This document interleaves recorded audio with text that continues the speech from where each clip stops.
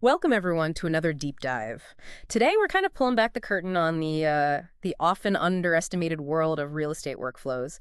We've immersed ourselves in a stack of practical guides for agents, and well, our mission is to extract the strategic nuggets and maybe some surprising details that make the complex dance of buying and selling homes feel, seamless. That's right. And whether you're maybe thinking about a career in real estate or you're just someone who's always wondered what happens after you spot that perfect listing online, um, this deep dive is really packed with insights. Yeah. We're going to unpack the precision behind scheduling showings, maybe the art of organizing property photos, How interesting. how agents set up these highly customized buyer searches, and even the pretty intricate process of valuing a home for sale. Okay, let's unpack this. Let's kick things off with the buyer's journey then. Finding and showing houses. You might imagine it's just like browsing listings, but our sources reveal there's a highly strategic method to the madness here. Hmm. Agents use powerful tools like the MLS, as the multiple listing service, to narrow down possibilities with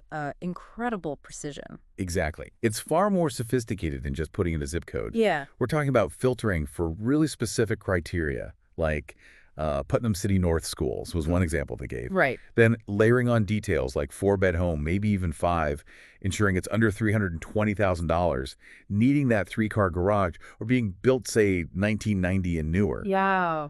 That level of filtering just, quickly sifts through thousands of listings to find the real matches. Okay, here's where it gets really interesting for me. What if a client needs to live, say, 30 minutes from work and 20 minutes from their church? But those two locations aren't exactly close. Yeah. Our sources show this really brilliant, almost forensic use of map search tools to solve exactly that. Yeah, and this highlights a core principle, I think, of modern real estate.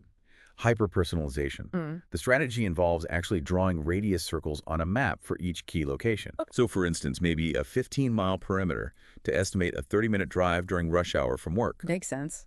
and perhaps a 10-mile radius from a church for that 20-minute drive.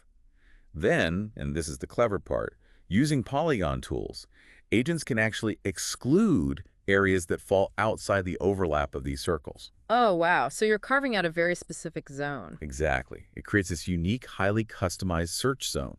And that ensures homes meet all the other criteria, like minimum 4 beds, 2 baths, 3-car garage, built 1990 or newer, but only within those specific commute parameters.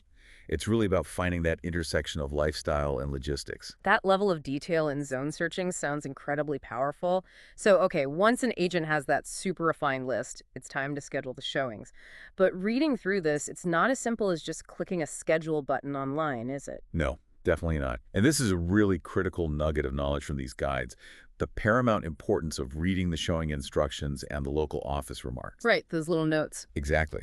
Because even if there's an automated schedule a showing button right there, agents are warned not to just blindly click that button. Why not? Well, sometimes agents forget or don't turn off that automatic scheduling button, even if they require what's called a lister appointment, Ah, which okay. means you absolutely must call the listing agent directly to arrange the viewing. You can't just use the automated system. Ignoring this can lead to real speed bumps, as they call it, and just wasted time for everyone, the agent, the buyer, the seller. That makes sense. A quick phone call saves a potential headache. What's fascinating, too, is how much detail goes into planning the actual tour itself once those appointments are confirmed. It seems like a logistical puzzle. Oh, absolutely.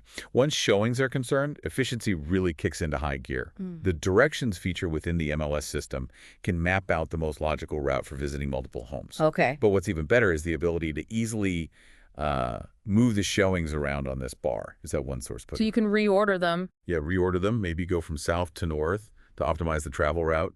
This tool also calculates the estimated time between appointments, which is crucial for scheduling. Right, you don't want to be late. Exactly. So agents strategically buffer time. They Yeah. suggest maybe 15 minutes at the house itself, Mm-hmm. and then 5 to 10 minutes in between each home in city settings, or maybe even 20, 30 minutes in more rural areas. To account for driving, getting parked. Right, travel, maybe clients bringing kids along, unexpected delays. It's all about making the tour smooth and ideally stress-free for the client. Beyond these dynamic tours, how do agents keep track of all these client preferences and the properties they've actually seen? I imagine managing those client relationships is another huge part of their day. Absolutely. And our sources highlight how agents leverage pretty powerful CRM features built right into their MLS systems. Specifically, Matrix MLS came up. Oh, They use something called a buyer reference number. It sounds simple, but this unique ID is just a quick way to identify specific clients. how does that work in practice? You simply navigate uh, within the system to My Matrix, then Contacts, and use the Search by Name, Email, or Reference Number field. It lets agents instantly see which buyer is looking for the property and pull up their entire history, their search criteria, past communications. Ah, so it keeps everything organized. Exactly. It ensures they're always on top of their clients' evolving needs. Very efficient. Okay, so we've covered the buyer side pretty well there. What about when an agent is listing a property for sale?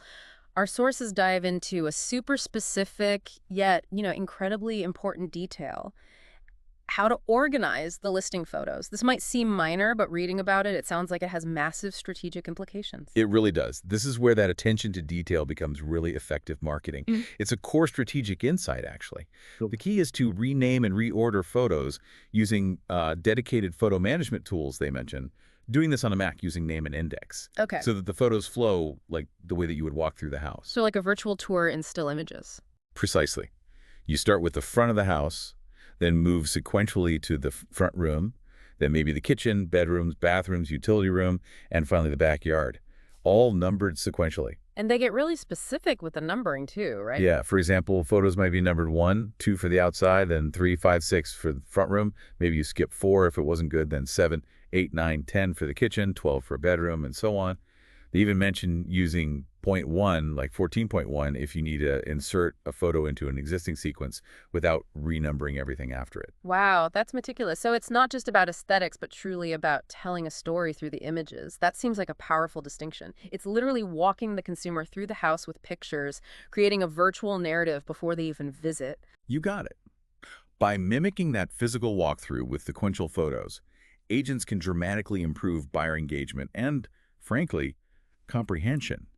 It transforms passive online browsing into a much more immersive experience. Yeah. It's about building familiarity and connection before a buyer even steps foot in the door, whether they're seeing it on the MLS or, social media. Makes total sense. Okay, and finally, let's talk about the fundamental process of valuing a property. This is known as a comparative market analysis, or CMA. Our sources walk through a pretty detailed step-by-step method for calculating an estimated net to the seller. This is really where the rubber meets the road financially, isn't it? Absolutely.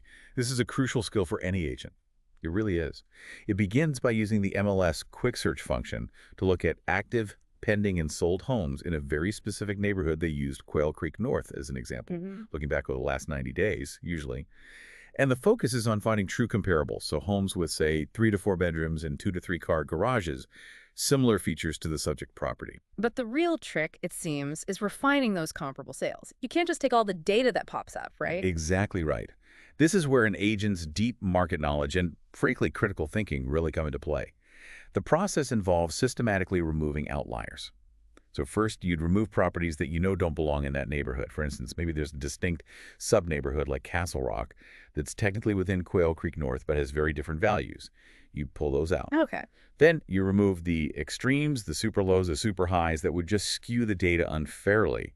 This ensures the remaining solds are truly comparable. So you get a cleaner average. A much more accurate average price per square foot. They came up with $171 a foot in their example.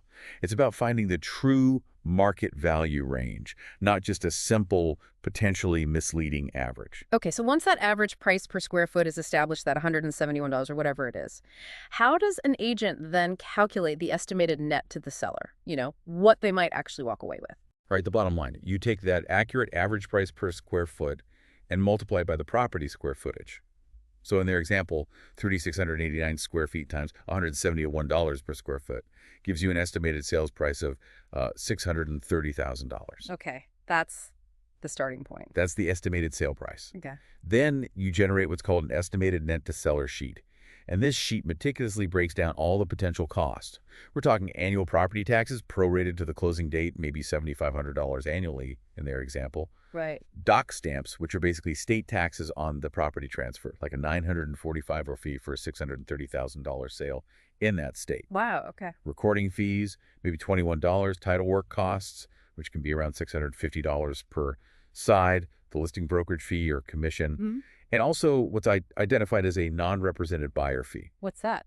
That's sometimes a charge levied if the buyer comes directly to the listing agent without their own representation.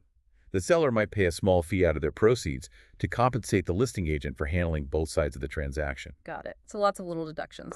Lots of deductions. The final calculation gives the seller a really clear estimate of what they might actually walk away with in this case, $583,500 in that $630,000 sale, assuming they didn't have a mortgage payoff, of course. It really highlights that an agent isn't just a salesperson. They're almost like a forensic financial analyst for that specific home transaction. That's a great way to put it. Mm. So wrapping this up, what does all this mean? We've navigated the pretty intricate world of real estate workflows, from the meticulous search and showing schedules to the strategic organization of listing photos and that detailed, almost forensic process of valuing a home. It's clearly a lot more than just opening doors and smiling. Yet what's truly fascinating here, I think, is how much thought, specialized tool usage, and just sheer logistical orchestration goes into every single step. It transforms what might seem like simple tasks on the surface into these highly efficient, often high-stakes processes. It powerfully highlights the indispensable value an agent brings in navigating the sheer volume of information and the precise steps required for a successful transaction. Absolutely. And for you, our listener, we hope this deep dive has offered a clearer, maybe more surprising picture of the operational side of real estate, hopefully providing those aha moments and practical insights you crave, whether you're thinking of buying, selling, or maybe you're just curious about how it all works behind the scenes. Which leads to a final thought, maybe. Considering the level of detail and organization these processes demand, have you ever stopped to think about how these often unseen workflows truly impact the overall efficiency and success of real estate transactions, and ultimately how they impact your own experience as a buyer or seller? It's not just about finding a house, is it? It's about navigating this complex system that's designed, ideally, to get you home smoothly. Definitely something to mull over until our next deep dive.